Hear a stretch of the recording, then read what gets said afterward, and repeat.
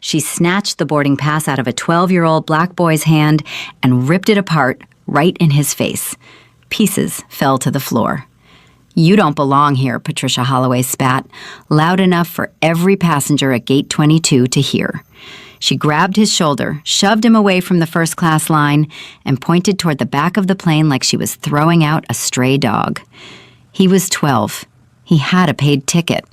She didn't care. But what Patricia Holloway just did to this boy, that one act of cruelty, would freeze 31 airports, lock down $1.2 billion, and end her career before the landing gear dropped. Tell us where you're watching from, subscribe, and stay to the end, because what this quiet boy did next brought an entire airline empire to its knees. Patricia Holloway spotted the boy the second he stepped into the boarding line at gate 22, Denver International. 6:47 in the morning. She watched him walk up with a navy backpack on one shoulder and a boarding pass in his right hand. 12 years old, black, thin, gray hoodie washed so many times the fabric had gone soft at the elbows, sneakers with a crease across the toe. He placed the boarding pass on the counter and looked up at her. She looked down at it. First class, row 2A. Patricia picked up the pass and held it between two fingers. She flipped it over, turned it toward the light, studied it the way a cop studies a fake ID. "Where did you get this?" she said. "It's my ticket," the boy said. "My grandfather booked it." "This is a first-class seat." "Yes, ma'am." "For you." "Yes, ma'am." Patricia tilted her head. She didn't step aside. She didn't scan the pass. She shifted her body just enough to block the jet bridge entrance and leaned forward on the counter. "Sweetie, first class is reserved for priority guests, business travelers, frequent flyers. I'm going to need to move you to economy." "My grandfather paid for this seat 3 weeks ago," the boy said. "His name is on the reservation, Dr. Henry Caldwell." Nothing registered on Patricia's face. Not the name, not the title, nothing. "There's a seat in the back," she said. 36B. You'll be more comfortable there."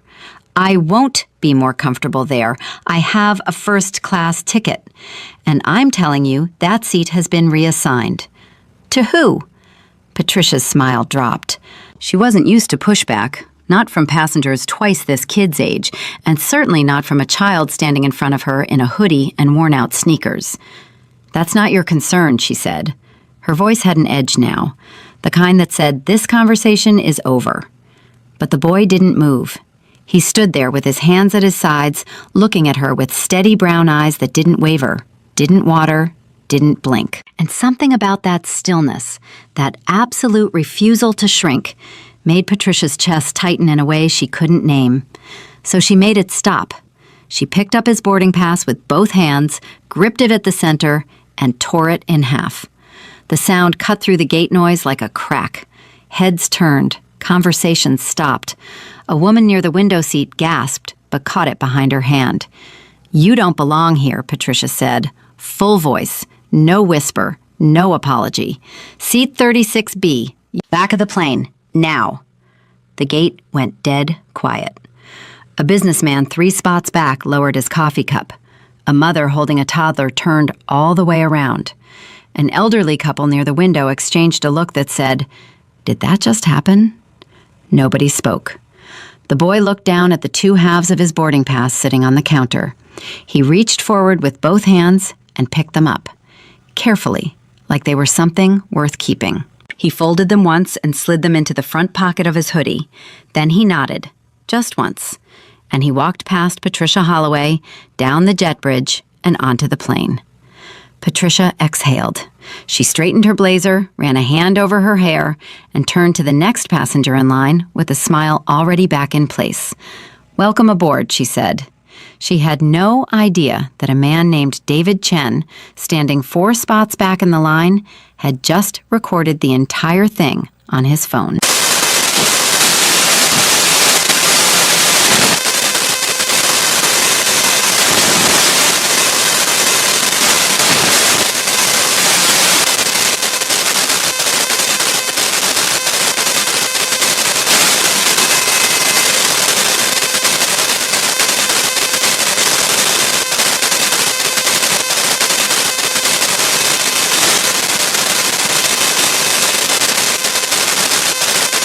the one his grandfather booked. Window side, extra legroom, the reading light that angled just the way he liked. He didn't stop, didn't slow down, kept walking. Through the curtain, into business class, past the mid-cabin bathrooms, into economy, where the seats narrowed and the overhead bins pressed lower, and the air tasted different, recycled and stale, like nobody had thought to care about it. Row 30, row 33, row 36, middle seat. Between a heavy man with his elbow jammed onto the armrest and a woman filling in a crossword who glanced at Ethan, gave him a half smile that wasn't really a smile, and turned back to her puzzle, Ethan squeezed in, buckled his seatbelt, put his backpack between his feet. The man beside him didn't move. The woman didn't speak. A flight attendant passed the row, looked right over Ethan's head, and kept going. Nobody offered him water. Nobody asked if he was okay. Nobody acknowledged that a 12-year-old boy had just been publicly humiliated at the gate and sent to the last row of the aircraft alone. He was invisible. Ethan put his hands in his hoodie pocket and felt two things: the torn halves of his boarding pass on the right, and on the left, the edges of a slim gray card, cool against his fingertips. He'd been invisible before. His grandfather had explained it to him 3 years ago, sitting in the study in Boulder. That room, with the cedar shelves and the stacked policy papers and the old leather chair that creaked every time Ethan shifted his weight. "People will look right through you sometimes," Henry Caldwell had said, reading glasses low on his nose, a pen tucked behind his ear. "Not because you're not there, because seeing you would mean they'd have to change something about themselves, and most people would rather go blind than change." Ethan hadn't understood that at 9. He'd been eating graham crackers and flipping through an FAA pamphlet pretending to read. He understood it now. His grandfather, Dr. Henry Caldwell, had been one of the most important men in American aviation. Not famous, not on magazine covers, not the kind of powerful that strangers recognized. He was the other kind, the kind that built the invisible structures everyone depended on, but nobody thought about.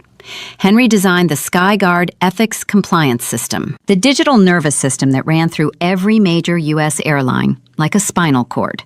SkyGuard decided if flights boarded on time, if operational funds moved, if an airline kept or lost its federal license. It tracked crew behavior, passenger complaints, boarding irregularities, ethical compliance scores, everything. And it ran so quietly, so deeply embedded in the infrastructure, that most people in the industry forgot it was even there, which was exactly how Henry wanted it. He'd built SkyGuard after the Senate hearings in 2008. Those hearings blew open a decade of airline abuses.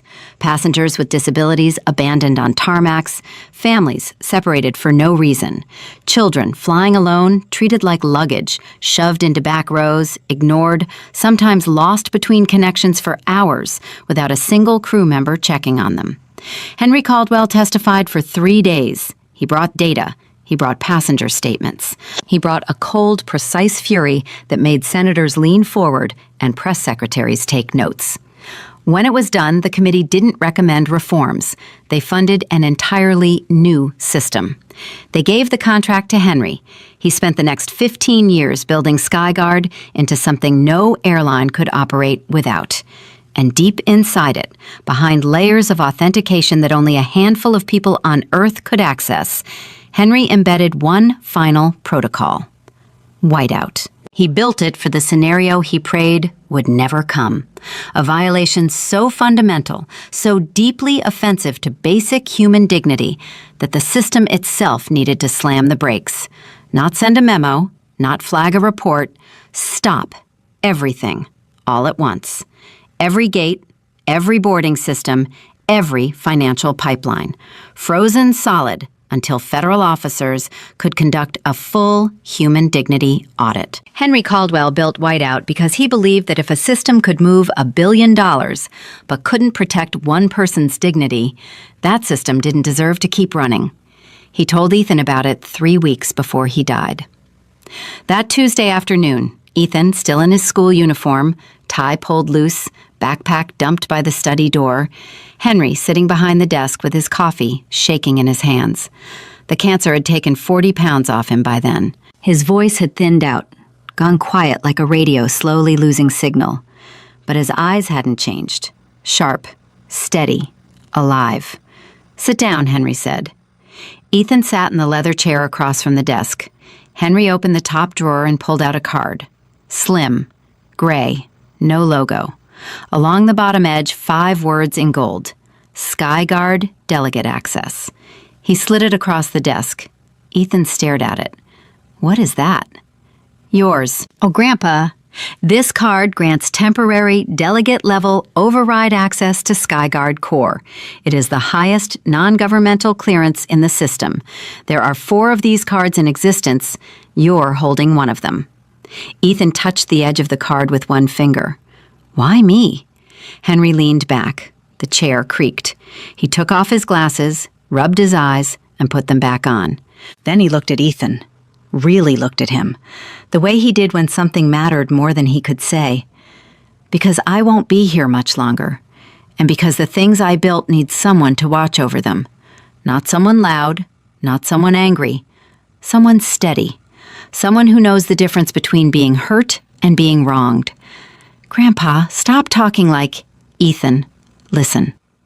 Henry's voice found its old weight, just for a moment, like a fire that flares before it fades. "This card comes with a code, 6 digits. I wrote them here." He slid a sealed white envelope across the desk. "That code activates whiteout. You understand what that means? You've talked about it. I built it. I built it because I believe that when a system forgets what human dignity looks like, that system needs to stop breathing until it remembers. Not slow down. Stop." Ethan picked up the card. It weighed almost nothing. "You don't use this because someone was rude to you," Henry said. "You don't use it because you had a bad day or someone made you mad. You use it when something is wrong. Genuinely, deeply wrong. When someone crosses a line that a civilized system should never allow to be crossed. You'll know the difference. I raised you to know the difference." "What if I'm not sure?" Henry smiled. First real smile in weeks. "Then call your grandmother. She's smarter than both of us put together." Ethan almost laughed, but the room was too heavy for that. He held the card in his palm and the envelope in his other hand and felt like his grandfather had just placed the weight of the whole sky on his shoulders. "I'll be careful," Ethan said. "I know." Henry reached across the desk and put his hand on top of Ethan's. His fingers were cold and thin, but his grip was still sure. Power is not about being loud. It's about being ready when it's quiet. 4 days later, Henry Caldwell died in his sleep. Ethan's mother found him in the study at 6 in the morning. The desk light was still on. A book lay face down, open to a page he'd never finish. His coffee cup sat half full and cold. The funeral was small. A few senators sent statements. The FAA sent flowers. The aviation world sent letters that Ethan's grandmother stacked in a box and put in the closet. Ethan sat in the front pew with the gray card in his pocket and the sealed envelope in his backpack, and his grandfather's voice in his head saying, "You'll know the difference." He thought maybe he'd carry those things forever and never use them. That was 3 weeks ago. Now he sat in seat 36B with his knees pressed against the seat in front of him and the broken tray table rattling every time someone walked past, and the man beside him taking up half his space without apology. And he held the card under the fold of his hoodie and ran his thumb along the gold lettering and thought about Patricia Holloway's face when she tore his ticket. He thought about the way she looked at him, the way her eyes scanned him top to bottom and made a decision in half a second. Not about his ticket, about him, about what he was worth based on nothing more than what she saw. He thought about his grandfather standing in a Senate hearing room 15 years ago, pointing at a screen full of data saying, "These are not statistics. These are people, children, and we treated them like cargo because nobody was watching." He thought about the study in Boulder, the cedar, the leather, the creak of the chair, and he thought about the last thing his grandfather ever said to him. "You'll know the difference." Ethan knew. He pulled the tablet from his backpack. His hands were steady. He slid the gray card into the reader port on the right side. The screen went black for 2 seconds. Then a new interface opened. Dark background, white text, clean, no graphics, no decoration. Emergency Delegate Protocol. Authenticate to escalate breach. Ethan read the words twice, not because he didn't understand them, because his grandfather had taught him that every action worth taking deserved one final moment of stillness before it began. He tapped yes. The encrypted communication app launched. One contact, labeled GM. He tapped it. Margaret Caldwell's face filled the screen in 2 seconds. She was in the kitchen, reading glasses on, tea in her hand. She saw Ethan's face and her expression changed immediately. Not panic, focus. Ethan, what happened? He told her, low voice, even tone, just like his grandfather had taught him. The boarding pass, the words, the tear, the look on Patricia Holloway's face, the walk to 36B. All of it, every detail. Margaret didn't interrupt once. She listened the way Henry used to listen. Still, absorbing. Her jaw set tighter with every sentence. When Ethan finished, 3 seconds passed in silence. "Do you have the envelope?" she asked. "Yes, ma'am." "Do you believe this is wrong? Not unfair, not frustrating. Wrong." Ethan didn't hesitate. "She tore my ticket in front of everyone. She told me I don't belong. She didn't check the system. She didn't call a supervisor. She looked at me and decided I wasn't worth a first-class seat because of how I look." "That's not a mistake, Grandma. That's what Grandpa built the system to catch." Margaret Caldwell closed her eyes for 1 second. When she opened them, Ethan saw something in her face that he recognized from old photographs of his grandfather at the Senate hearings. Not anger, certainty. "Use the code, Ethan," she said. "This is what it was for." Ethan reached into the zippered pocket inside his backpack. His fingers found the envelope, his grandfather's handwriting on the front. For Ethan, only if necessary. He broke the seal. Inside, a single strip of white paper, 6 digits in blue ink. His grandfather's hand had been shaking when he wrote them. The numbers tilted slightly to the right, uneven but clear. 2. Ethan typed each one, slow, deliberate, 1 digit at a time, pressing each key like he was signing something permanent. The screen didn't flash. No alarm sounded. No warning popped up. No dramatic confirmation screen asking him to reconsider. 3 words appeared in white text on a black background. Whiteout protocol. Armed. Ethan stared at those 3 words for a long time. The engine hummed under his feet. The cabin noise buzzed around him. The man beside him shifted and grunted. The crossword woman turned a page. Nobody looked at him. He thought about his grandfather one last time. Not the thin, tired man at the end. The strong one. The one who stood in a room full of the most powerful people in American government and said, "If we build a system that can move $1 billion but can't protect one child's dignity, then we haven't built anything worth keeping." Ethan closed the tablet, slid it into his backpack, pulled his hoodie sleeves over his hands, folded his arms across his chest, and waited. Because the clock had just started. And in 6 minutes, exactly 6 minutes, every boarding screen in 31 airports across the United States would go dark. $1.2 billion in Crestfall Airlines operational funds would lock. The FAA would issue an alert that no one in the building had ever seen before. Patricia Holloway's crew tablet would freeze mid-function. The captain's console would flash a code he'd never encountered in 22 years of flying. And every single person on Flight 4582, every passenger, every crew member, every pilot, would learn that the quiet black boy sitting in the last row of the plane had just pulled the emergency brake on the entire American airline industry. Ethan sat still, eyes closed, hands folded. The engines hummed, the clock ran, and nobody, not one soul on that aircraft, had any idea what was coming. 6 minutes, that's all it took. Ethan sat in 36B with his arms folded and his eyes closed and the tablet tucked back into his backpack. The engine vibration hummed through the floor into his shoes. The crossword woman beside him turned another page. The heavy man on his left shifted, and his elbow dug deeper into Ethan's space. Nobody talked to him. Nobody looked at him. The plane had pushed back from the gate 4 minutes ago. They were taxiing now. Slow roll toward the runway. Captain's voice had come through the intercom a moment earlier. "Good morning, folks. We're number 6 for departure. Looking at a smooth flight into San Francisco. Should have you there right on schedule." Normal. Everything sounded normal. But 3,000 miles away, in a windowless operations center buried inside FAA headquarters in Washington, D.C., a screen that hadn't changed color in 11 years turned red.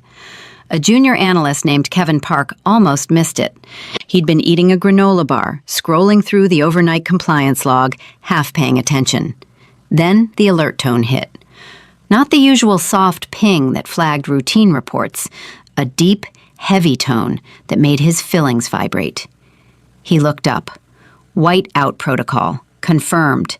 Initiator E. Caldwell. Delegate ID 4271. Breach origin, Flight 4582. Crestfall Airlines. Denver to San Francisco. Kevin put the granola bar down. His hand was shaking. He'd worked at the FAA for 3 years. He'd heard of whiteout exactly once, during his first week of training, buried in a footnote of a 200-page manual. His supervisor at the time had said, "This will never happen. It's a theoretical fail-safe. Don't worry about it." Kevin picked up the phone and called his supervisor, Rachel Ogden, who was 2 floors up. "Rachel, I've got a whiteout." "A what?" "Whiteout. Active. Confirmed. Delegate ID 4271. 3 seconds of silence. "Don't move," Rachel said. "Don't touch anything. I'm coming down." She was there in 90 seconds. She stood behind Kevin's chair and stared at the screen with her mouth slightly open. Then she straightened up, pulled out her own phone, and called Deputy Director Angela Marsh. "Ma'am, we have a whiteout. It's real. It's live." Angela Marsh had been at the FAA for 26 years. She'd handled engine failures, security threats, mid-air emergencies, labor strikes, and a pandemic that grounded 90% of American aviation. She had never, not once, received a whiteout notification. "Confirmed?" she asked. Her voice didn't waver. "Confirmed. Delegate-level authentication. The system accepted it clean." "Who initiated?" E. Caldwell. The delegate ID traces back to the Caldwell family. Angela closed her eyes. She knew that name. Everyone at the FAA knew that name. Henry Caldwell had built the house they all lived in, and now his grandson had just pulled the fire alarm. "Get legal," Angela said. "Get operations. Get the secretary on the phone. Now. I want a full breach team assembled in 15 minutes. She hung up and looked at the clock on her desk. 8:17 a.m. Eastern. By 8:23, the first wave would hit. It hit at 8:19. Chicago O'Hare, Terminal 3, Gate B7. The boarding screen for American 2241 to Miami froze mid-refresh. The gate agent, a woman named Denise, who'd been working the morning shift for 6 years, tapped the screen twice. Nothing. She tapped harder. Nothing. She picked up the desk phone and called her supervisor. "My system's down." "Mine too," the supervisor said. "Hold on, it's not just you. It's the whole terminal." At Seattle-Tacoma, the mobile app for 3 airlines stopped showing boarding zones simultaneously. Passengers standing in line refreshed their phones. Pulled up the app. Closed it. Reopened it. Blank screen. Some of them walked to the counter. "What's going on?" "We're looking into it, sir." "Is my flight delayed?" "We don't know yet." At Atlanta Hartsfield, the busiest airport in the world, 4 gates went dark at the same time. Not a power outage. The lights stayed on. The TVs still played CNN. But every SkyGuard-linked system, boarding, manifests, crew assignments, fueling authorizations, locked simultaneously. A gate supervisor named Marcus Williams stood in the middle of Concourse T and watched 3 of his screens go blank, one after another. His radio crackled, then crackled again. 4 voices talking over each other. Marcus, gate T4 is locked. Marcus, I can't board. System won't accept scans. Marcus, what the hell is happening? Marcus keyed his radio. Everyone hold boarding. Do not scan. Do not board. Hold positions until we get word from operations. He didn't know what was happening. Nobody did. Denver, Seattle, Chicago, Atlanta, Dallas, Phoenix, JFK-LAX, Boston, Minneapolis, 31 airports, one by one by one, like dominoes falling in a line that stretched across the entire country. And at the center of all of it, sitting in the last row of a Crestfall Airlines 737 that was just now lifting off the runway in Denver, a 12-year-old boy sat with his hands folded in his lap and his eyes still closed. Ethan felt the plane leave the ground, the familiar press of gravity, the tilt, the engines climbing in pitch. He opened his eyes and looked at the seatback in front of him. It was done. He didn't feel powerful. He didn't feel victorious. He felt tired and sad and a little bit afraid, not of what he'd started, but of what it meant. His grandfather had built Whiteout hoping nobody would ever have to use it, and now Ethan had used it because a woman tore his ticket and told him he didn't belong. He wondered what his grandfather would say if he could see him right now. Then he heard his grandfather's voice in his head, clear as morning. "You'll know the difference." And Ethan knew he'd made the right call. 45 minutes into the flight, Patricia Holloway was standing in the front galley, restocking drink napkins, when her crew tablet buzzed. She glanced at it, a notification she'd never seen before. Yellow banner across the top of the screen. Skyguard. Clearance suspended. Ethics review initiated. Flight 4582. She tapped the notification. The screen went blank. "Carlos," she called to the junior flight attendant who was loading a coffee pot 3 feet away. "Come look at this." Carlos Vega walked over and looked at her tablet. The screen was black, except for one line of white text at the top. INRE, clearance suspended, operations hold. "What's INRE?" Carlos asked. "I don't know. My whole system just died." "Mine too," Carlos said. He pulled his own tablet from the galley pocket. Same thing. Black screen, white text. Patricia felt something cold move through her chest. Not panic, not yet. Something worse. The feeling of knowing something bad has happened, but not knowing what. She walked to the cockpit door and knocked twice. Captain Richard Dunn opened it. His face told her everything before he said a word. "Get in here," he said. Patricia stepped into the cockpit. The first officer, Mike Sato, was staring at his console. 3 amber alerts were stacked on the right side of his display. Captain Dunn pointed at the center screen. "Read that." Patricia leaned in. Ethics alert, level 4. Protocol lockdown initiated. Flight 4582, pending federal review. Do not initiate passenger interactions. Await ground instructions upon arrival, SFO. "What does this mean?" Patricia asked. "It means someone on this plane triggered an ethics breach," Captain Dunn said. His voice was flat, controlled. The voice of a man who'd flown fighter jets before he flew commercial and knew how to keep his pulse below 70 when everything was falling apart. A serious one. Level 4. "I've been flying 22 years and I've never seen a level 4. "That's impossible," Patricia said. "Nothing happened on this flight." Captain Dunn looked at her. Steady. Hard. "The system disagrees." "What system?" "Skyguard." Patricia blinked. She knew the name the way most airline employees knew it. Something in the background. Something in the training manual that nobody actually read. "Skyguard flagged us? For what?"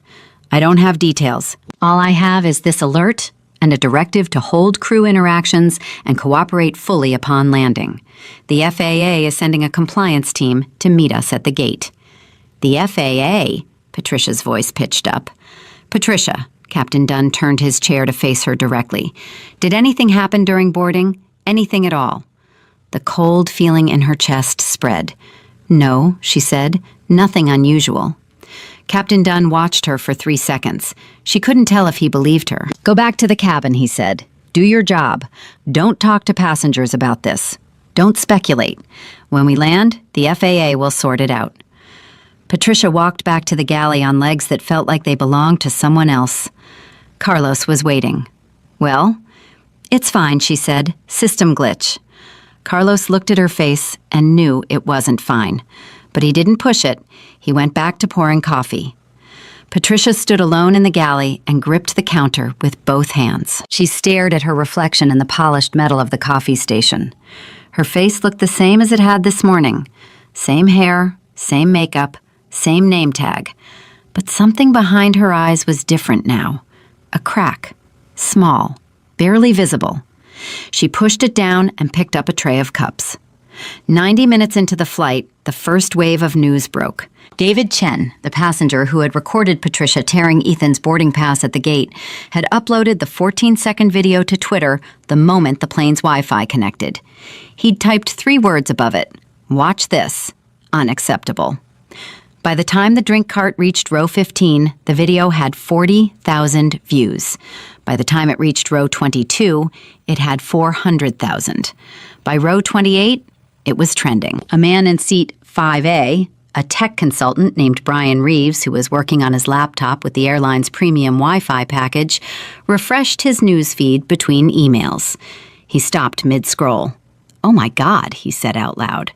The woman across the aisle looked over. "What?" Brian turned his screen toward her. The headline read, "Breaking. 12-year-old triggers nationwide ethics lockdown after flight attendant tears his first-class ticket.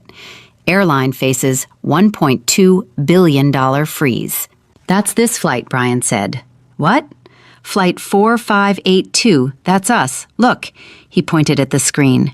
"Crestfall Airlines, Denver to San Francisco. It's this plane." The woman covered her mouth. "The boy." "What boy?" "I saw it at the gate. The flight attendant ripped a kid's ticket, a black kid, sent him to the back." Brian stared at her. Then he looked toward the rear of the cabin. He couldn't see past the curtain divider, but he craned his neck anyway. "He's back there right now?" 36B, last row. Brian refreshed the article. A photograph of Dr. Henry Caldwell appeared below the headline. Senate hearings, 2008. An old man in a gray suit standing in a microphone with a young boy holding his hand. The caption read, "Dr. Henry Caldwell, architect of Skyguard, with grandson Ethan Caldwell at Capitol Hill, 2019. Brian read the next paragraph out loud, his voice low, but not low enough. "The boy's grandfather, Doctor. Henry Caldwell designed the Skyguard ethics compliance system used by every major airline in the United States. Sources confirm that Ethan Caldwell, age 12, activated the Whiteout Protocol, a system-wide ethics lockdown, after an alleged civil rights violation during boarding. 3 passengers in nearby rows heard him. 2 of them pulled out their own phones. Within 5 minutes, half the plane knew. The whispers spread like smoke, row to row, seat to seat. It's the kid in the back." "What kid?" "The one she moved, the one from the gate." "He shut down Skyguard?" "He shut down everything, 31 airports." "A 12-year-old? His grandfather built the whole system." Patricia Holloway was collecting empty cups from first class when she noticed the passengers staring at her.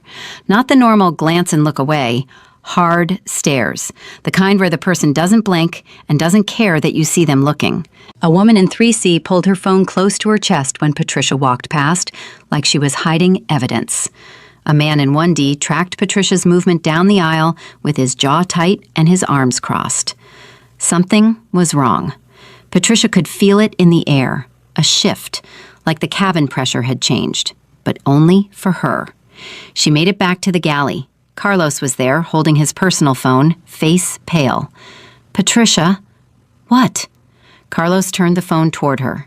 She saw the video. Her own face on a small screen. Her own hand ripping a boarding pass. Her own mouth forming words she recognized instantly. "You don't belong here." 47 million views. And counting. Patricia grabbed the edge of the counter. Her legs almost gave out. Who? "It's everywhere," Carlos said. "Twitter, Facebook, CNN just picked it up. It's everywhere, Patricia." She couldn't breathe. The galley felt like it was shrinking. "The boy," she whispered. "The boy in the back." His name is Ethan Caldwell, Carlos said quietly. His grandfather was Henry Caldwell. Patricia shook her head. Who is Henry Caldwell? Carlos looked at her with something she had never seen from him before. Not anger, disbelief. Like he couldn't fathom that she worked for an airline and didn't know the name of the man who built the system that ran it.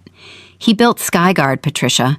He built the system, the one that just locked down 31 airports, the one that just froze $1 billion. His grandson is sitting in 36B right now because you put him there. Patricia's hand went to her mouth. And there's an FAA team waiting for us in San Francisco, Carlos continued.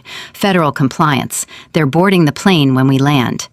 Patricia Holloway stood in that galley and felt the floor tilt beneath her, even though the plane was flying level. Everything she'd done that morning replayed in her head. The way she looked at that boy. The way she made her decision in half a second. The way she tore that ticket without checking the computer, without calling anyone, without hesitating. She hadn't seen a passenger. She'd seen a black kid in a hoodie and decided he didn't belong. And now the whole world was watching her make that decision, over and over, 47 million times, and climbing. Carlos put his phone away. Captain wants all crew to remain in the galley until landing. No more passenger interaction. Patricia nodded, but she wasn't really hearing him. She was thinking about the boy in the back of the plane, sitting in 36B, quiet, still, not making a scene, not yelling, not crying, just sitting there with the torn halves of his ticket in his pocket and the power to burn her world to the ground in his backpack. And he'd done it without raising his voice. In the back of the plane, Ethan Caldwell sat with his hands in his lap. He could hear the whispers. He could feel the passengers looking back toward his row, craning their necks, trying to see him. A woman 3 rows up turned all the way around in her seat and stared at him for a full 10 seconds before her husband pulled her arm and whispered something. Ethan didn't react. He kept his eyes forward. The crossword woman beside him had stopped writing. She was looking at her phone now. She glanced at Ethan, then at her phone, then at Ethan again. "Excuse me," she said softly. "Are you okay?" It was the first time anyone on the plane had asked him that. "Yes, ma'am," Ethan said. "I'm fine." She looked like she wanted to say more. Her mouth opened, then closed. She put her hand on the armrest between them, just barely touching his elbow. "I'm sorry," she said, almost a whisper. "I saw what she did at the gate. I should have said something." Ethan looked at her for the first time. She was maybe 60, silver hair, thin face, eyes that looked like they were carrying something heavy. "It's okay," Ethan said. "No," she said. "It's not." She turned back to her crossword, but she didn't write anything. She just sat there, staring at the page, and Ethan could see her hand trembling against the armrest. The captain's voice came over the intercom at 2:17 p.m. Pacific time. Tight, clipped, not the warm, easy tone from takeoff. "Ladies and gentlemen, we've begun our descent into San Francisco. I've been instructed to inform you that upon arrival, we'll be taxiing to a private gate. All passengers will remain seated until further notice. Federal representatives will be boarding the aircraft. Please stay calm and cooperate fully. Thank you." Silence. Total silence. Then the cabin erupted. Not shouting, not chaos, a controlled eruption of whispered panic. Passengers turned to each other. Phones came out. Texts were sent. Faces went pale. Federal representatives? What does that mean? Is this about that kid? I heard 31 airports are shut down. Because of what happened at the gate? Because of what she did to him. Patricia Holloway stood frozen in the front galley, with her back pressed against the counter. She heard every word. She couldn't move, couldn't speak, couldn't think. All she could do was stand there and feel the weight of what she had done settling onto her shoulders, vertebra by vertebra, like stones being stacked on a grave. The plane dropped through the clouds. San Francisco Bay appeared below. The landing gear extended with a heavy mechanical thud.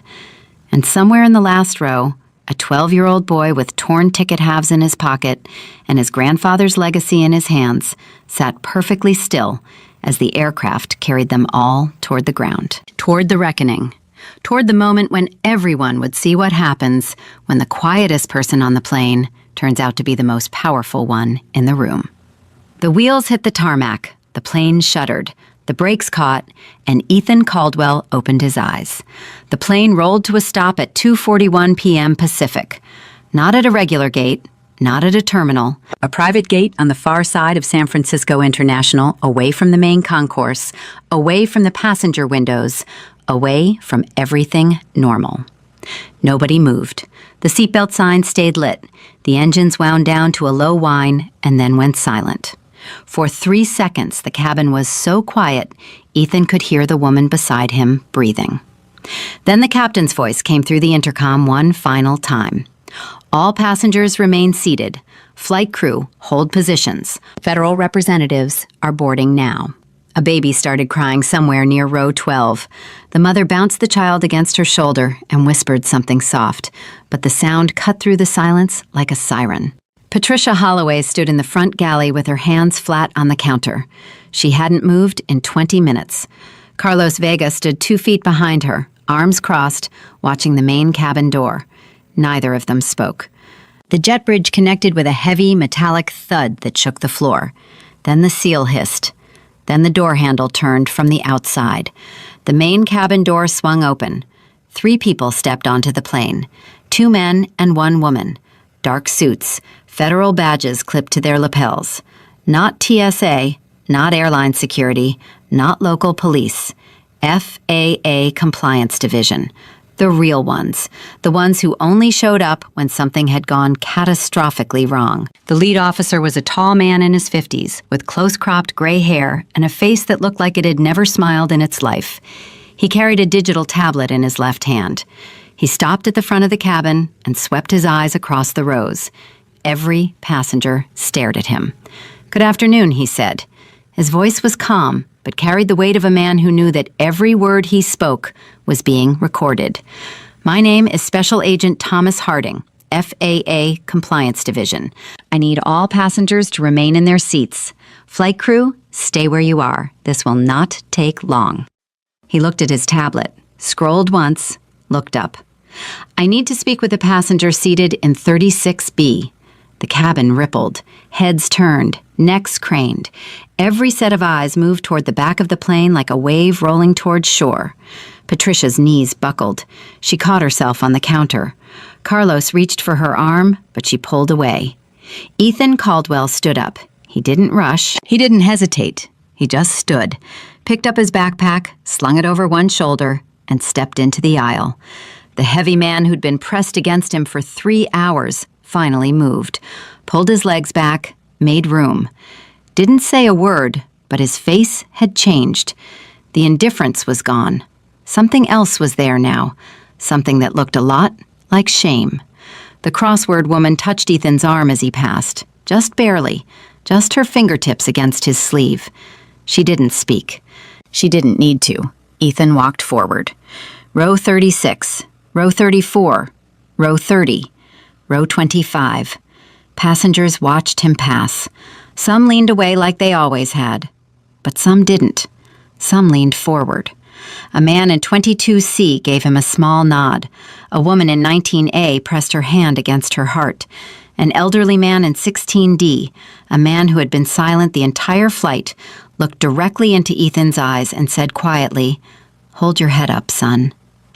Ethan didn't respond, but he heard it, and he held his head up. Row 12, row 8, row 5.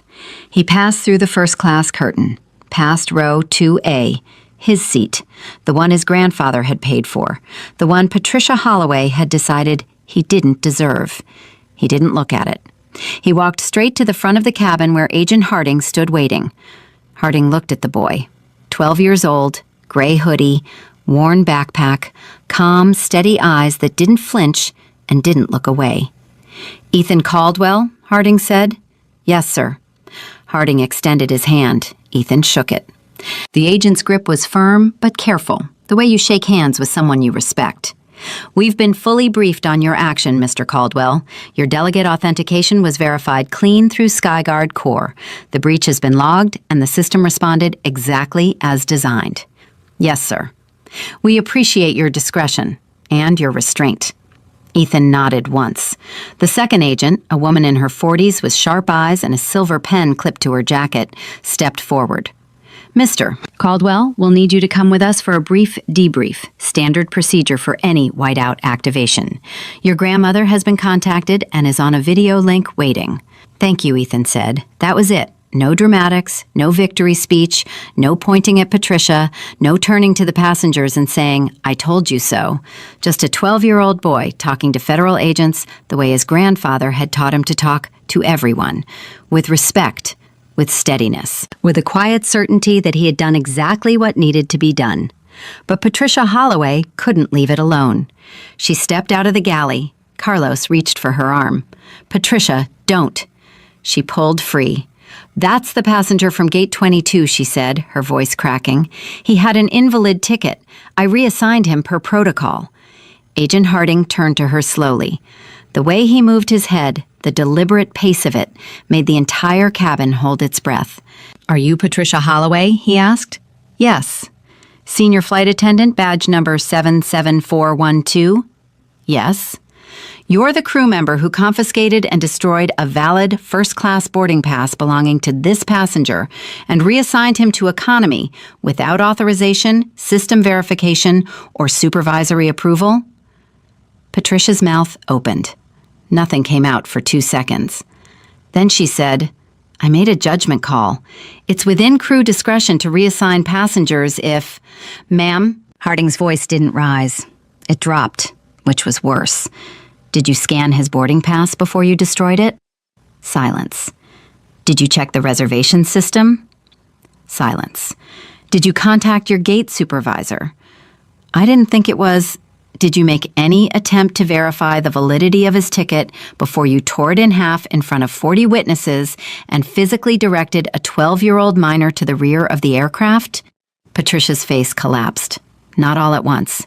In stages. First her mouth, then her eyes, then her shoulders, like a building coming down floor by floor. She started. We have video, Miss Holloway. The female agent spoke now. Her voice was colder than Harding's. 14 seconds, recorded by a passenger, currently viewed by 63 million people worldwide. In the footage, you are seen tearing a minor's valid first-class boarding pass, making physical contact with the minor, and verbally stating, quote, you don't belong here, end quote. 63 million. The number hit the cabin like a shockwave. Passengers gasped. Someone in row 4 whispered, oh my God.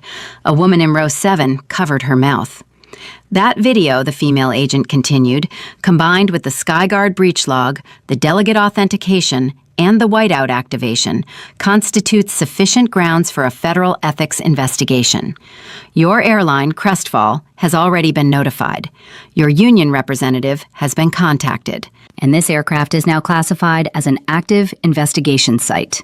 Patricia Holloway started crying. Not quietly, not the controlled tears of someone maintaining composure. She broke. Right there in the front galley of Flight 4582, in front of 186 passengers who had watched her tear a boy's ticket 4 hours earlier, she pressed both hands to her face and sobbed. Carlos Vega stood behind her. He didn't move to comfort her. He didn't speak. He just stood there with his arms at his sides and a look on his face that said, this was always going to end like this. Agent Harding let her cry for 5 seconds. Then he spoke again. Ms. Holloway, you'll need to remain on the aircraft until our team completes a preliminary review. Do not contact anyone outside this plane until cleared. Do not delete any communications from your devices. Patricia nodded behind her hands. Her shoulders shook. Harding turned back to Ethan. Mr. Caldwell, if you'll come with us. Ethan walked toward the cabin door.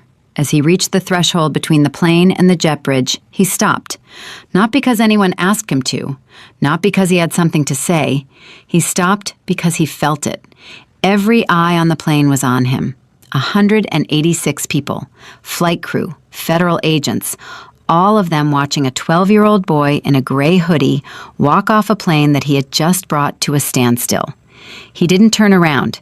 He didn't wave. He didn't look back at Patricia, or at row 2A, or at anyone. But the man in 16D, the elderly man who had told him to hold his head up, started clapping. One person. Slow, steady claps that echoed through the silent cabin. Then the woman in 19A joined. Then the man in 22C. Then the crossword woman from 36B, who stood up in her seat and clapped with tears running down her face. It spread, row by row, seat by seat. First class, business, economy, people who had looked away at the gate, people who had pretended not to see, people who had sat in their comfortable seats while a child was humiliated and hadn't said a single word.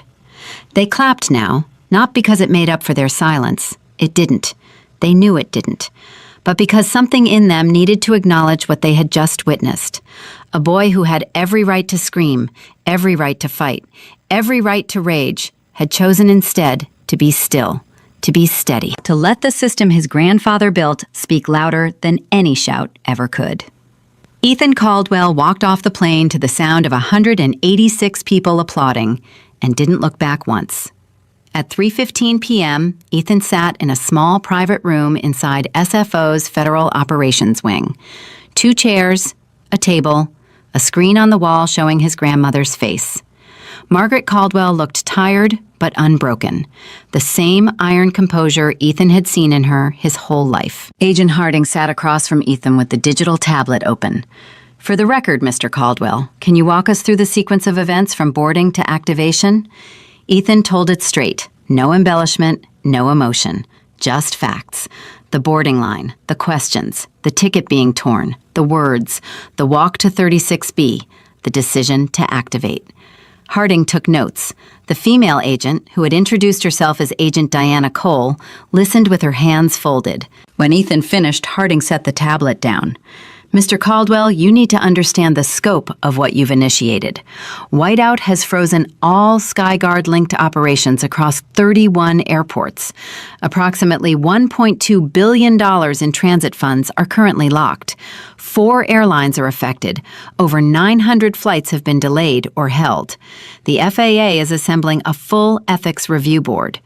Ethan didn't flinch. "I understand. Do you believe the situation warranted this level of response?" Ethan looked at Agent Harding directly. "My grandfather built Whiteout for one reason. He said if a system can move $1 billion but can't protect one person's dignity, it doesn't deserve to keep running. That flight attendant didn't check my ticket. She didn't scan it. She didn't call anyone. She looked at me and decided I didn't belong in first class. She tore my ticket in front of everyone and told me to go to the back. She put her hands on me. I'm 12 years old. I was flying alone. That's not a mistake. That's what the system was built to catch." Harding sat still for a long moment. Then he nodded. "Your grandfather designed the breach parameters himself. What happened to you falls clearly within them." "I know," Ethan said. "He taught me what qualifies."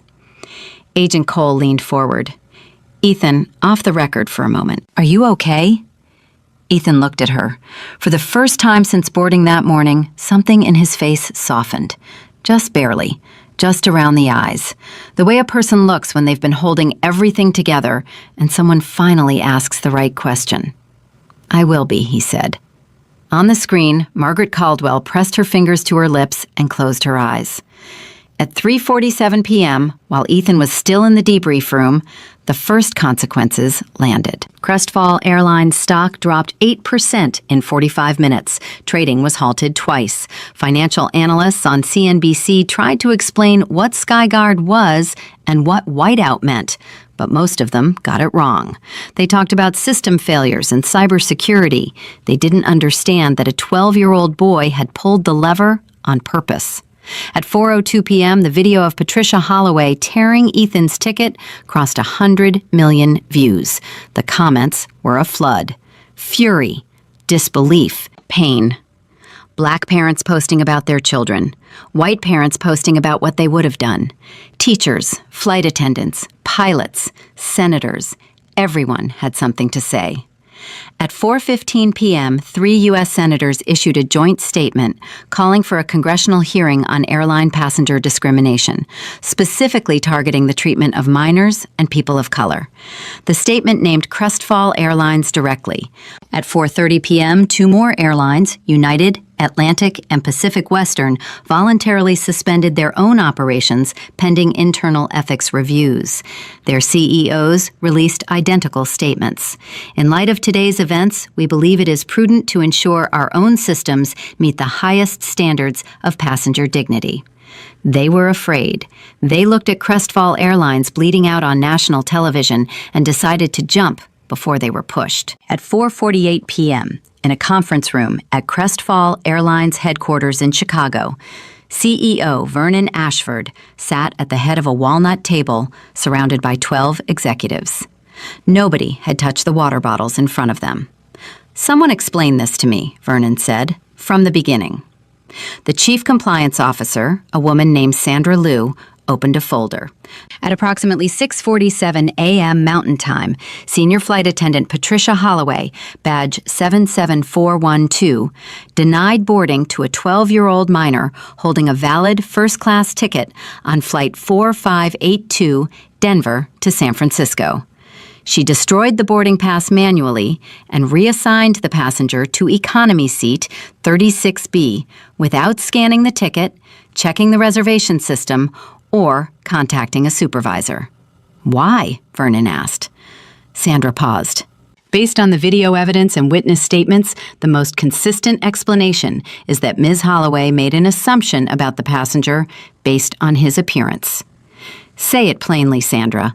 Sandra closed the folder. She profiled him. He was a black child in a hoodie. She decided he didn't belong in first class and removed him. The room was silent. Vernon pressed his palms flat on the table. "And this child, this boy she profiled, tell me about him." "Ethan Caldwell, age 12, grandson of Dr. Henry Caldwell." The name hit the room like a bomb. Vernon's chief of staff dropped his pen. The VP of communications put her head in her hands. The general counsel whispered something unrepeatable under his breath. "Henry Caldwell," Vernon said slowly. "The Henry Caldwell. The man who built Skyguard. The man whose system processes every boarding, every transaction, every compliance check, every federal interaction our airline touches." "Yes, sir." And Patricia Holloway tore his grandson's ticket and sent him to the back of the plane. "Yes, sir." Vernon Ashford sat back in his chair. He looked at the ceiling for 5 full seconds. Then he looked around the table at every face. The fear in the room was thick enough to taste. "What's the financial exposure?" he asked. The CFO cleared his throat. "The whiteout freeze has locked approximately $1.2 billion in operational funds across our Skyguard-linked systems. We cannot process transactions, authorize fuel purchases, issue crew payments, or release gate assignments until the freeze is lifted. Additionally, our stock has dropped 11% since the news broke. Market cap loss is approaching $2.3 billion. Total exposure? Conservatively, $3.5 billion. If the FAA mandates a full system audit, which they will, we're looking at operational disruption for weeks. Lost routes, lost partnerships, lost contracts." Vernon closed his eyes, because one flight attendant couldn't treat a child with basic decency. Nobody spoke.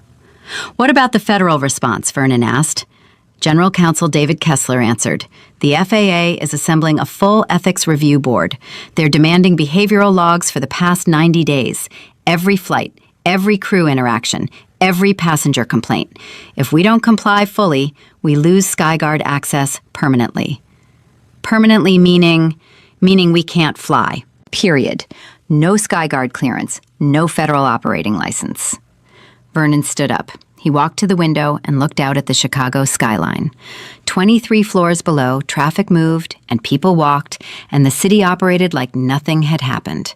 But up here, inside this room, the world had stopped. Effective immediately, Vernon said without turning around. Patricia Holloway is terminated. Not suspended, terminated. Full separation. No severance, no reference. Gone. Well, Vernon, the union will. I don't care what the union will do. She put her hands on a 12-year-old passenger. She destroyed a valid ticket. She made a racially motivated decision in front of 40 witnesses and a camera. The union can fight it. They'll lose. He turned back to the table. His face had aged 10 years in the last hour. Retrain every crew member. Every single one. I want a new protocol on my desk by Monday. I want a public statement drafted tonight.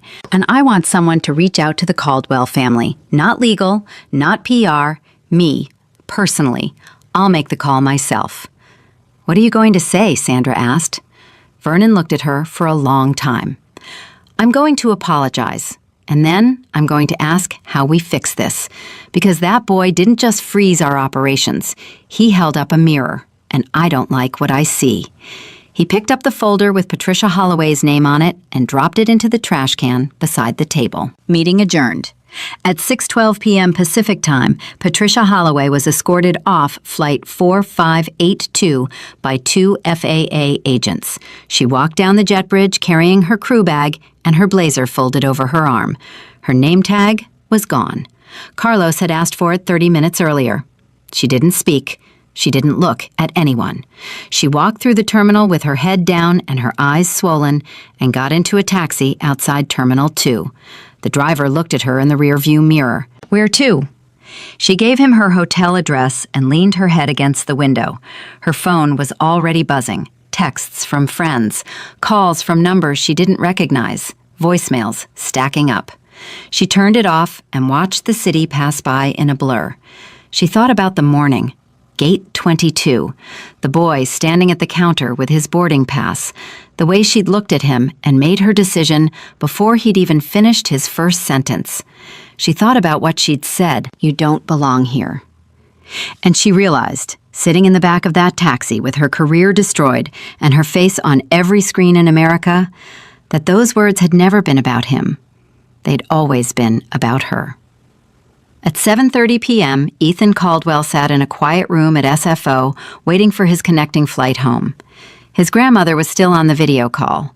His mother was on a separate line, already booked on a red-eye from Silver Spring to come get him. Agent Harding had given Ethan his card. "If you need anything, Mr. Caldwell, anything at all."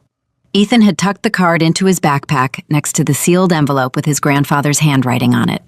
He sat alone now, backpack at his feet, hoodie pulled up, hands in his pockets, fingers resting against the 2 torn halves of his boarding pass.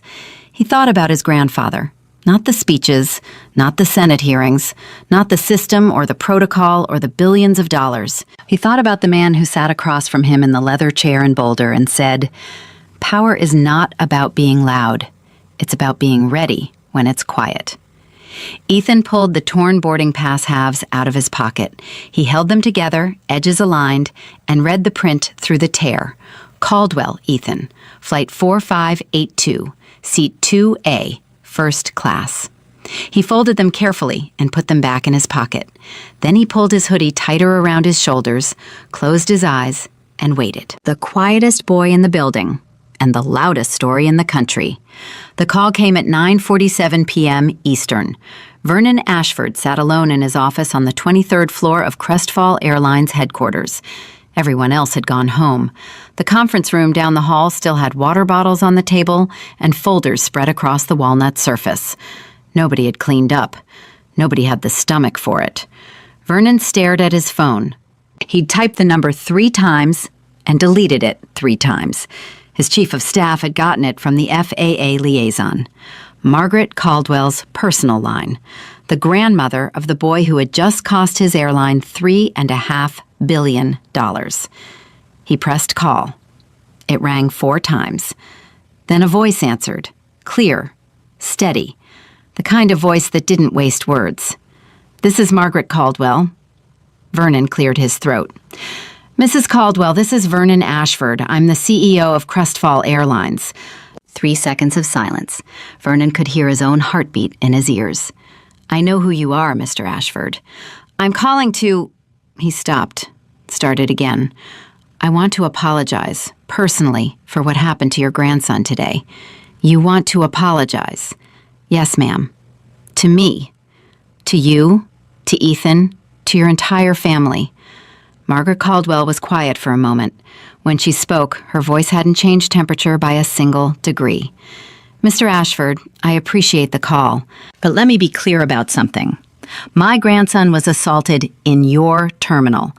A grown woman tore his property, put her hands on his body, and told him he didn't belong, in front of a crowd of adults who did nothing. On your airline, under your name, in a system my husband spent 15 years of his life building to prevent exactly this kind of cruelty. Vernon closed his eyes. I know. Do you? Because my grandson is 12 years old. He flew alone today. His grandfather, the man who loved him more than anyone in this world, died 3 weeks ago. That flight was supposed to be his first trip alone. Henry booked that seat because he wanted Ethan to feel safe, to feel seen, to know that even without his grandfather beside him, he belonged in whatever room he walked into. Vernon's hand was shaking against the phone, and your employee looked at my grandson and saw a black boy in a hoodie. That's all she saw. Not a passenger, not a child, not a human being. A problem to be removed. Mrs. Caldwell, I'm not finished. Her voice cut like a scalpel. Not loud, surgical. You are calling me at 9:47 at night because your stock dropped and your money is frozen and your board is panicking. I understand that, but don't confuse a business crisis with a moral one, Mr. Ashford. The business crisis started today. The moral crisis started a long time ago. My husband tried to warn you, all of you.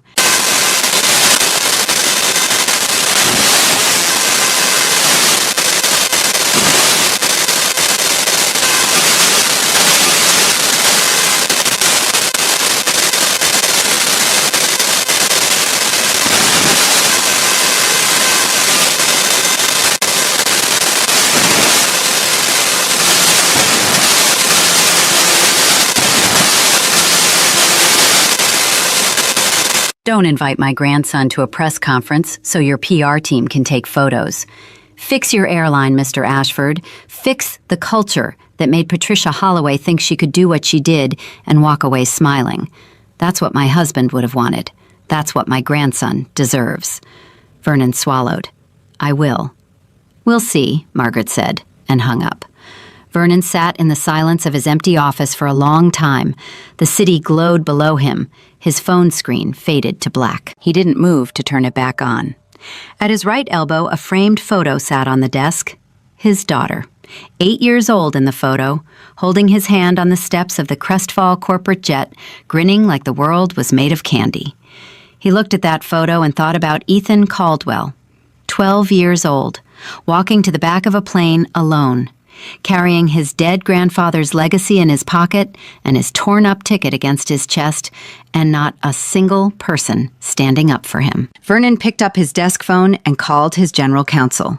David, I need you in the office at 6 a.m. Bring the policy team. Bring the head of training. Bring everyone. Vernon, it's almost 10. 6 a.m., David. We're not sleeping through this. He hung up and looked at the photo of his daughter one more time. Then he got to work. By 8 a.m. the next morning, the fallout was everywhere. Ethan's story led every major newscast. CNN ran a 3-part segment. NBBC had a panel of aviation experts trying to explain SkyGuard to a confused audience. Fox ran the video of Patricia tearing the ticket on a loop with a chyron that read, "Airline attendant humiliates black child. Triggers $1.2 billion federal freeze." The New York Times published an above-the-fold story with the headline, "The Boy in 36B, How a Child's Quiet Act Exposed a System's Loudest Failure." The article traced Henry Caldwell's career from the 2008 Senate hearings through the creation of SkyGuard, the Whiteout Protocol, and finally to his grandson's activation on Flight 4582. The Washington Post ran an editorial titled, "We All Sat in First Class and Said Nothing." It didn't focus on Patricia Holloway. It focused on the passengers, the 40 people at Gate 22 who watched a boy get humiliated and didn't speak. The 186 people on the plane who let him walk to the back without a word. That editorial went viral faster than the video itself. At 9 a.m. Eastern, 3 United States senators held a joint press conference on the steps of the Capitol. Senator Maria Gonzalez of California, Senator James Patterson of Georgia, and Senator Ruth Abernathy of Illinois. They stood shoulder to shoulder at a microphone cluster. Senator Gonzalez spoke first. What happened on Flight 4582 is not an isolated incident. It is a symptom of a system that has failed to protect its most vulnerable passengers, children, people of color, anyone who doesn't fit the narrow definition of what certain people think a first-class passenger should look like. Senator Patterson followed. I've spoken with the FAA. I've reviewed the whiteout protocol documentation. Dr. Henry Caldwell built a system that was supposed to catch exactly this kind of abuse, and it did. But it took a 12-year-old boy to activate it because the adults in the room couldn't be bothered to do the right thing, Senator Abernathy finished. We are introducing legislation today, the Caldwell Protocol, a federal mandate for underage passenger protection, anti-discrimination training for all airline personnel, and a nonverbal reporting system that allows any passenger, any age, any background, to flag mistreatment without confrontation. We owe this to Ethan Caldwell. We owe this to every child who has ever been made to feel like they don't belong. The press conference lasted 14 minutes. By the time it was over, the hashtag Caldwell Protocol was trending in all 50 states. At 10:30 a.m., Ethan's mother, Dr. Lydia Caldwell, landed at SFO on the red-eye from Silver Spring. She hadn't slept. She'd spent the entire flight reading every article, watching every clip, scrolling through thousands of comments from strangers who had opinions about her son. She found Ethan in the private room where the FAA had set him up the night before. He was asleep on a small couch, his backpack under his head, his hoodie pulled up over his ears. An untouched sandwich sat on the table beside him. Lydia stood in the doorway and looked at her son and felt something break inside her chest. Not a dramatic break, not a collapse, the slow, grinding fracture of a mother who realizes her child went through something she couldn't protect him from. She sat on the edge of the couch and put her hand on his head. Ethan opened his eyes. "Mom, I'm here." He sat up and she pulled him into her arms and held him. He didn't cry. He pressed his face into her shoulder and breathed, and she could feel his ribs expanding and contracting. And she thought about how small he still was, how young, how heavy the world had just become for a boy who should be worrying about math tests and basketball practice. "Are you okay?" she whispered. "Yeah." "Ethan, are you really okay?" He pulled back and looked at her. His eyes were dry, but heavy. "She told me I didn't belong, Mom, in front of everyone. She ripped my ticket, Grandpa's ticket, the one he bought me." Lydia's jaw tightened. "I know, baby. I didn't yell. I didn't fight. I did what Grandpa said. I used the system. You did exactly right. Then why do I feel bad?" Lydia held his face in her hands. This was the part nobody talked about, the part the news wouldn't cover and the senators wouldn't mention and the hashtags would never capture. The part where a 12-year-old boy who had just done the bravest, most composed thing anyone on that airplane had ever witnessed sat in a cold room in a strange city and asked his mother why he felt bad about it. "Because you're kind," Lydia said. "Because you didn't want anyone to get hurt. Because you're your grandfather's boy, and he never wanted to fight either. He just wanted things to be right." Ethan nodded. "She's going to lose her job." "She already lost her job, Ethan." "Because of me." "No." Lydia's voice found an edge. "Because of what she did. She made her choice at that gate. You didn't make it for her. You didn't choose how she looked at you. You didn't choose what she saw when she saw you. She did that. All of it. And then the system your grandfather built did exactly what it was supposed to do." Ethan was quiet for a moment. "Grandpa would have hated this." Lydia almost smiled. Grandpa would have hated that it was necessary, but he would have been so proud of you. So, so proud. Ethan leaned back into his mother's arms and closed his eyes again.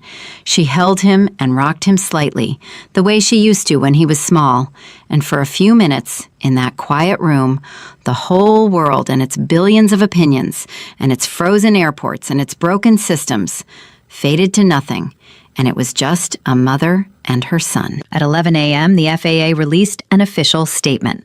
Following the activation of the Whiteout Protocol on Crestfall Airlines Flight 4582, the Federal Aviation Administration has initiated a comprehensive ethics review of Crestfall Airlines and 3 additional carriers operating under SkyGuard compliance. All affected operational funds, totaling approximately $1.2 billion, will remain frozen until the review is complete. The FAA has also convened a special review board to evaluate the whiteout activation and assess the underlying breach. Preliminary findings indicate that the activation was consistent with established SkyGuard parameters and was initiated through proper delegate-level authentication. Translation: Ethan did everything right. The system worked. And Crestfall Airlines was in deeper trouble than anyone had imagined. At 12:15 p.m., Crestfall Airlines Board of Directors held an emergency session. It lasted 47 minutes. When it was over, 3 things had happened. First, Patricia Holloway's termination was ratified unanimously.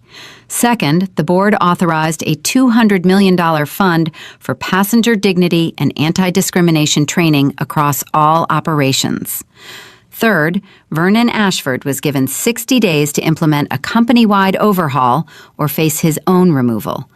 Vernon accepted the terms without argument. At 1 p.m., 4 other airlines, United, Atlantic, Pacific Western, Southline Air, and North Coast, announced voluntary ethics reviews. Their CEOs released coordinated statements that said all the right things about dignity and accountability and commitment to change. Everyone in the industry knew what those statements really meant. They were terrified. They saw Crestfall's stock cratering and its CEO sweating on live television, and they decided to get ahead of the storm before it reached their door. At 2:30 p.m., something unexpected happened. Ethan and his mother were at the airport gate waiting for their flight home to Silver Spring when a woman approached them. Mid-50s, silver hair, thin face, hands clutched together in front of her like she was praying. Ethan recognized her immediately. The crossword woman, seat 36C. "Excuse me," she said. Her voice shook. "I'm sorry to bother you. I need to say something." Lydia stood up instinctively, stepping slightly in front of her son. "Can I help you?" "My name is Dorothy Ashburn. I was sitting next to your son on the flight, in 36B. Well, he was in 36B. I was in 36C. Lydia softened. She stepped aside and looked at Ethan. Ethan nodded. "I remember you." Dorothy pressed her lips together. Her chin trembled. "I saw what happened at the gate. I was in line, 4 people behind you. I saw her tear your ticket. I saw her push you. I heard what she said." She stopped, took a breath. "And I didn't say anything. I just watched. I got on the plane and found my seat and opened my crossword puzzle like nothing had happened. Like you weren't sitting right next to me. Like I couldn't see a child who had just been humiliated sitting 3 inches from my elbow." Tears spilled down her face. She didn't wipe them. "I've been thinking about it all night. I didn't sleep. I just kept seeing your face when you sat down next to me. So calm, so quiet. And I thought, how is this child holding it together when I can't even find the courage to say, 'Excuse me, that's wrong'?" Lydia put her hand on Dorothy's arm. "It's okay." "It's not okay." Dorothy shook her head hard. "It's not okay, and I know it's not okay, and I don't want to pretend it is. I came back to this airport today because I needed to tell your son that I'm sorry. Not for what she did, for what I didn't do." She looked at Ethan directly. Her eyes were red and swollen, but she held his gaze. "You deserved better from me," she said. "From all of us." Ethan looked at Dorothy Ashburn for a long moment. He saw a woman who had spent the last 24 hours facing something about herself that she'd probably been avoiding for years. He saw the kind of pain that comes not from cruelty, but from cowardice, the quiet, corrosive shame of having watched something wrong happen and choosing comfort over courage. "Thank you for coming back," Ethan said. Dorothy broke down completely. She pressed her hand to her mouth and turned away, and her shoulders shook. Lydia pulled her into a hug, this stranger, this woman who had sat beside her son and said nothing, and held her while she cried. When Dorothy collected herself, she wiped her eyes and pulled something from her purse. A folded crossword page, the same one from the flight. She'd written something in the margin in shaky handwriting. "I finished the puzzle last night," she said, "but I added one clue, 12 across, 6 letters. What I should have had at gate 22. She handed it to Ethan. He read the answer she'd written in the boxes. Courage. Ethan folded the page and put it in his backpack, next to the sealed envelope and the torn boarding pass halves and the gray Skyguard card that still had his fingerprints on it. "Thank you, Mrs. Ashburn," he said. Dorothy nodded. She touched his shoulder once, gently, the way she should have on the plane. Then she turned and walked away down the terminal corridor, silver hair catching the light, carrying herself a little straighter than before. Lydia sat back down next to Ethan. She didn't say anything for a minute. Then she put her arm around him. "That took guts," she said. "Her coming back." "Yeah," Ethan said. "Are you going to be okay? Really?" Ethan thought about it. He thought about his grandfather and the study in Boulder and the creak of the leather chair. He thought about the gray card and the 6 digits and the 3 words on the screen. He thought about Patricia Holloway's face and Dorothy Ashburn's tears and Agent Harding's handshake and the sound of 186 people clapping as he walked off the plane. He thought about his grandfather's voice saying power is not about being loud. "Yeah, Mom," he said. "I'm going to be okay."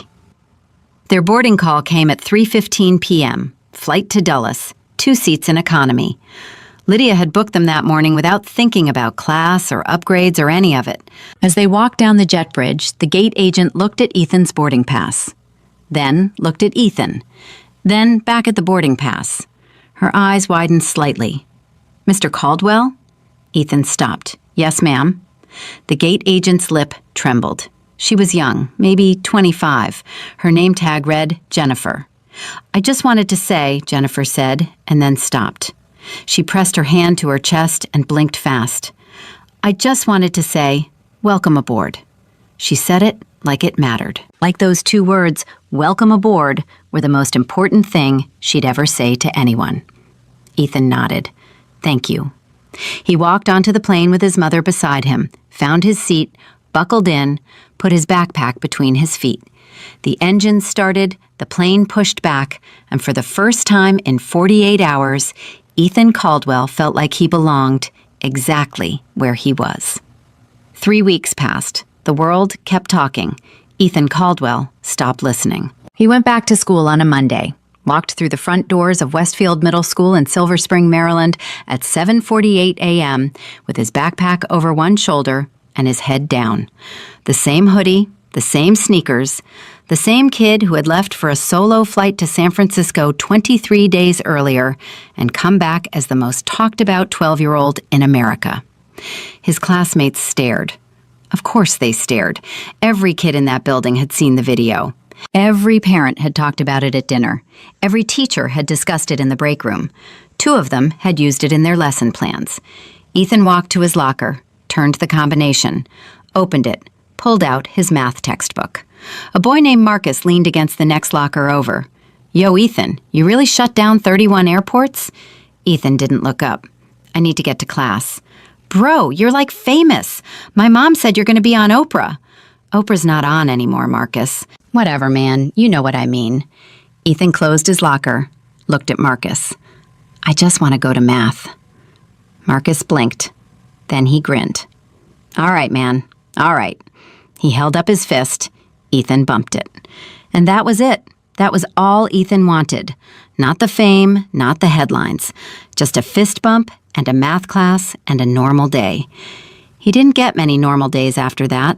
The interview requests started the first week. CNN, NBC, ABC, 60 Minutes, Good Morning America, The Today Show, Oprah's production company called Twice, which Marcus would have found very satisfying. A literary agent from New York sent a letter offering to help Ethan write a book. A Hollywood producer left a voicemail about film rights. Lydia Caldwell said no to all of it.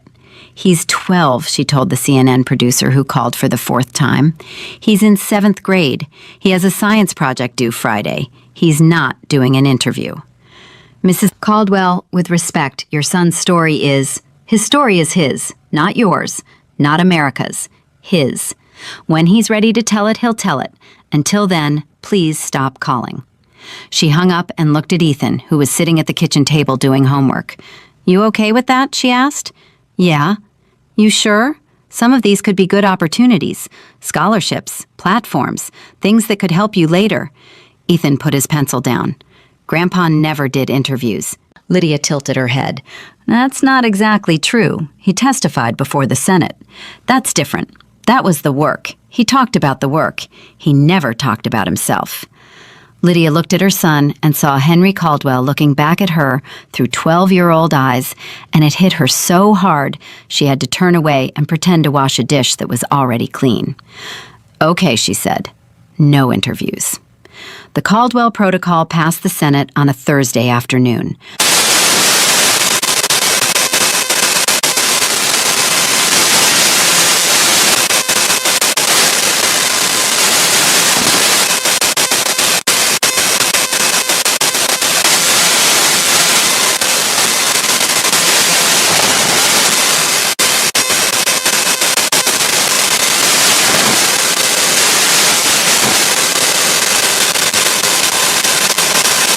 Second, every aircraft equipped with SkyGuard was required to install the PASS system, Passenger Alert Support System, a nonverbal, one-tap reporting tool accessible from every seat screen that allowed any passenger, regardless of age, to flag mistreatment without confrontation. Third, every airline was required to designate a passenger dignity officer at each major hub, a trained professional whose sole job was to respond to pass alerts and de-escalate situations before they became breaches. The bill was signed into law on a Tuesday. The president signed it at a small ceremony in the Oval Office. Ethan wasn't there. He didn't want to go. Lydia didn't push it.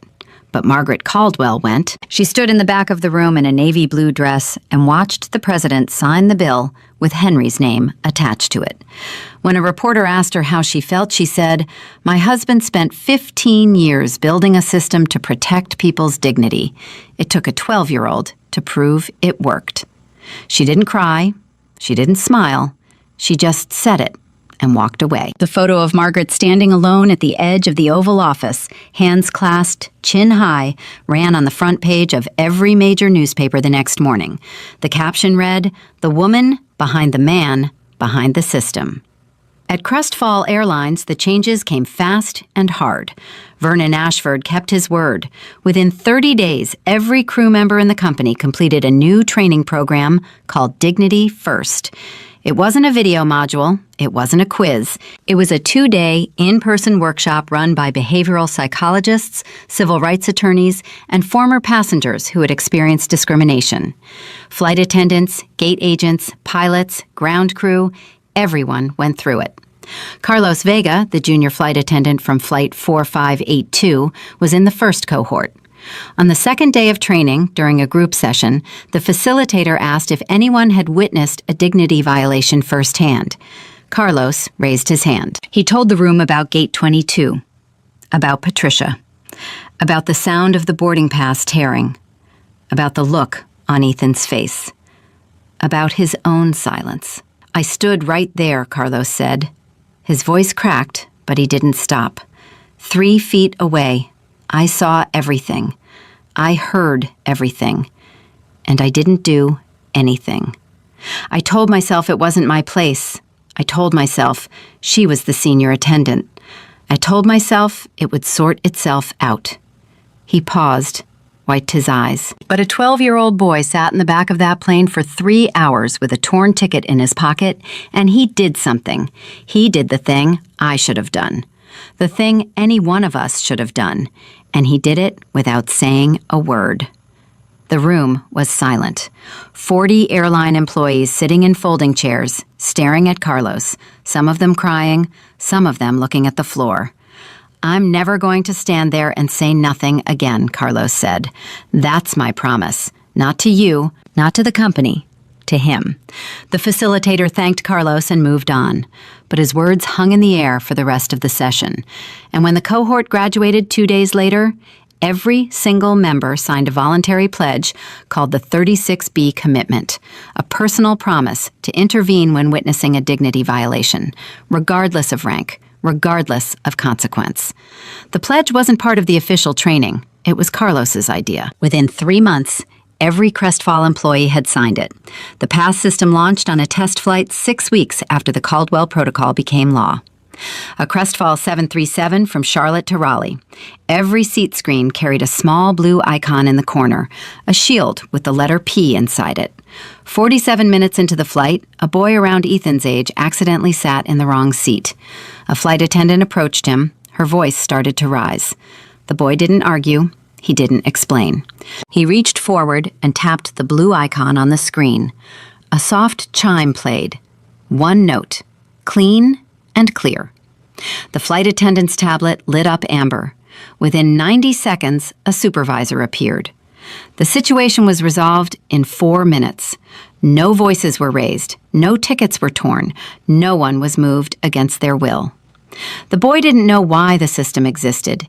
He didn't know about Ethan Caldwell, or Flight 4582, or the woman at Gate 22, or the torn boarding pass.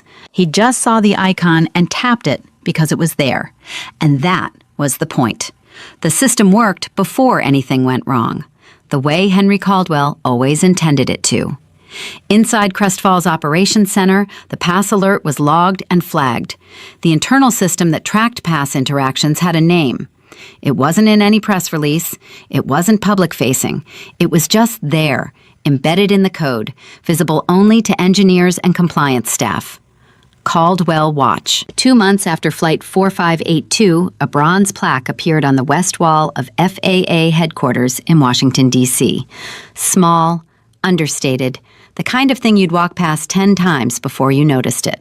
The plaque read, "Systems may forget, people shouldn't."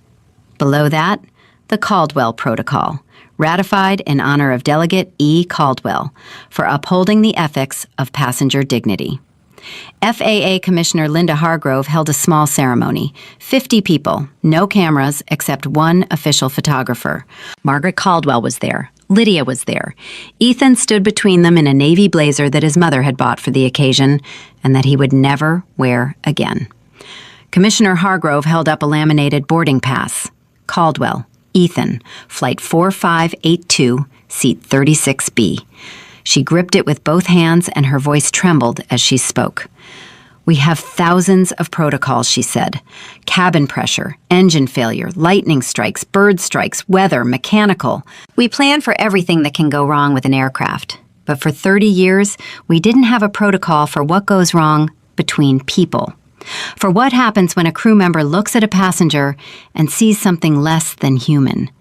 For what happens when a child is told he doesn't belong." She held the boarding pass higher. "We have one now. And it exists because a 12-year-old boy did what a plane full of adults couldn't do. He stood his ground without raising his voice. He used the system the way it was designed. And he reminded every single one of us that dignity is not a perk of first class. It's a right. In every seat, on every flight, for every person." She turned to Ethan. "Mr. Caldwell, would you like to say anything?"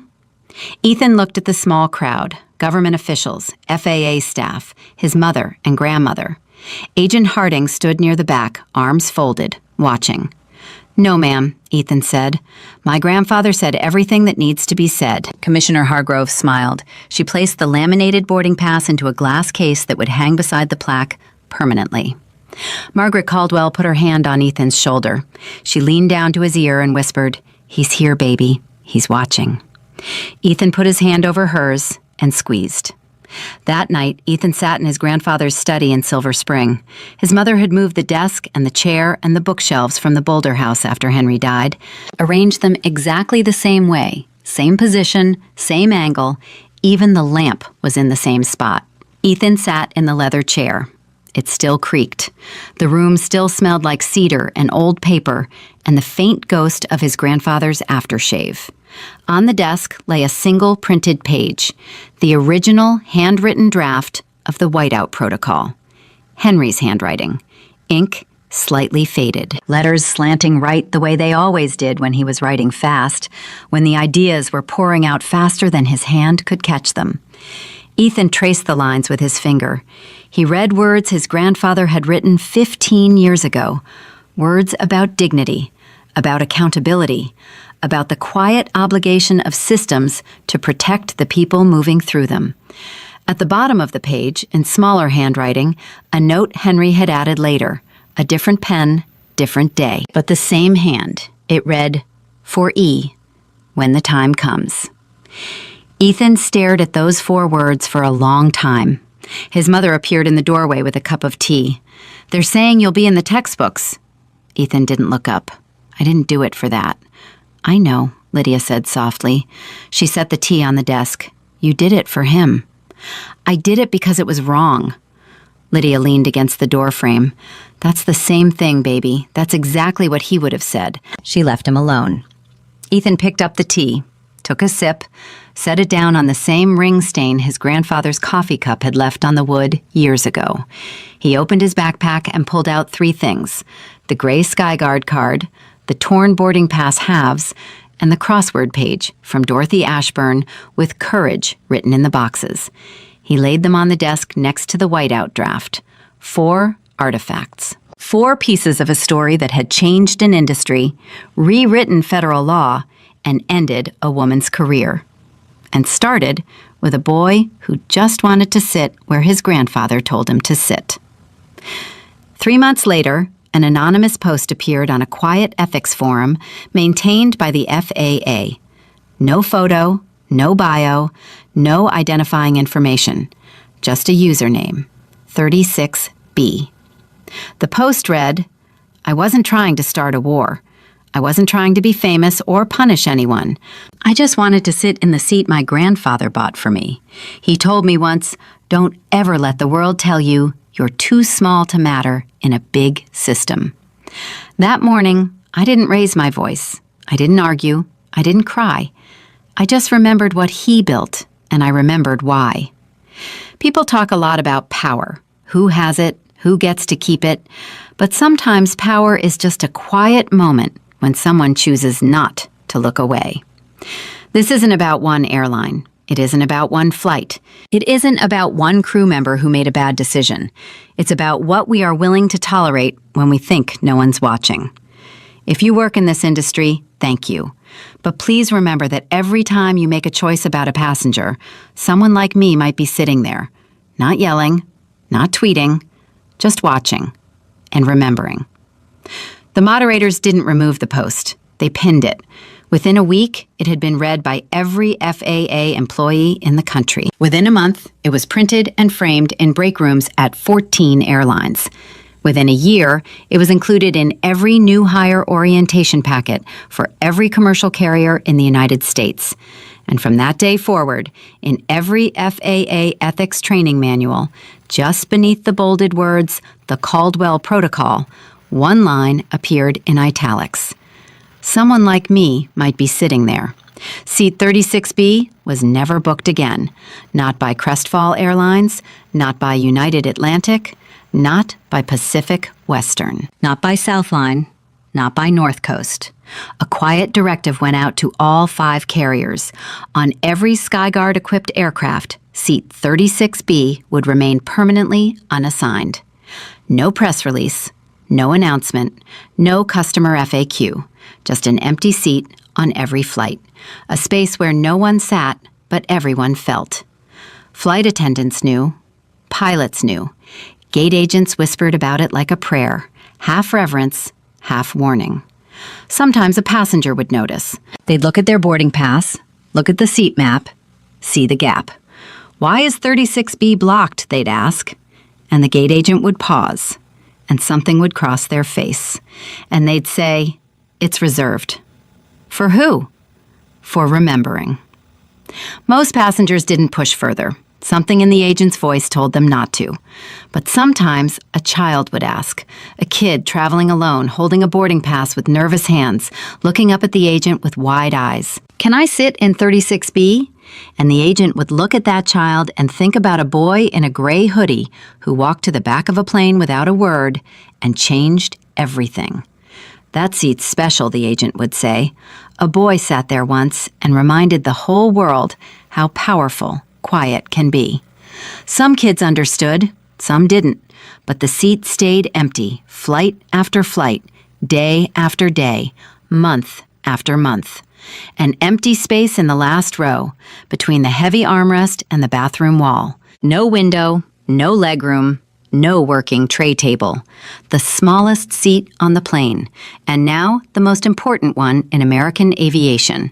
6 months after Flight 4582, on a cold December morning, Ethan Caldwell walked into his grandfather's study before school. He did this every morning now. It was his routine, his ritual.